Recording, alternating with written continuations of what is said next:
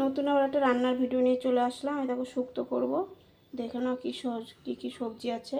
সজনে ডাঁটা আছে, ঝিঙ্গা আছে, গাজর আছে, পেঁপে আছে, পটল আছে, বিনস আছে, বরবটি আছে, উচ্ছে আছে, আলু, কাঁচকলা, বেগুন, পেঁপে। এই দিয়ে সব কিছু দিয়ে শুক্তো বানাবো। দেখো কীরকম করে বানাই। এই দেখো তেল দিয়ে দিয়েছি কড়াইতে।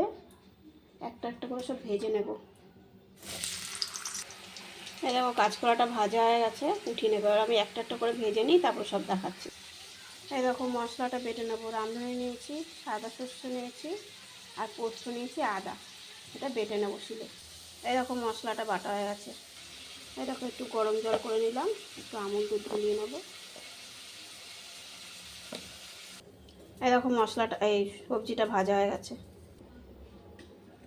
তেলটা আমাদের শুকনো লঙ্কা, তেজপাতা আর পাঁচফোড়ন সম্বাদ দিয়ে দিলাম।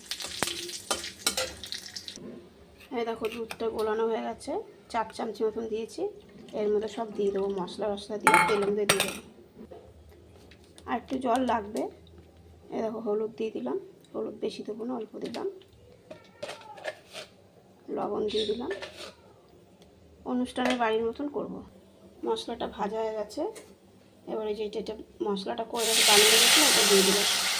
আরও জল দিতে হবে। এই দেখো জলটা দিয়ে দিয়েছি। জলটা ফুটে আসলে সবজিটা দিয়ে দেবো, ঝোলটা। এই দেখো ঝোলটা ফুটে গেছে। এবার সবজিটা দিয়ে দিলাম।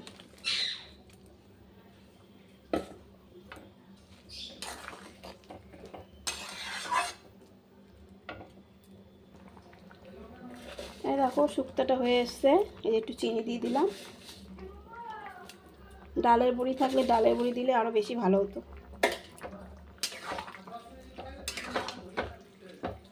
এইটুখানি নামিয়ে দেবো, মানে টেনে যাবে।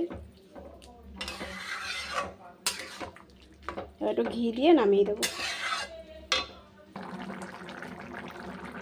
এই দেখো ঘি দিয়ে দিলাম।